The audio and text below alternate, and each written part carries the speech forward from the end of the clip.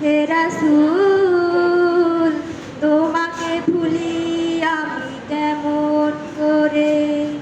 হে না খেয়ে দিন প্রচারের কাজে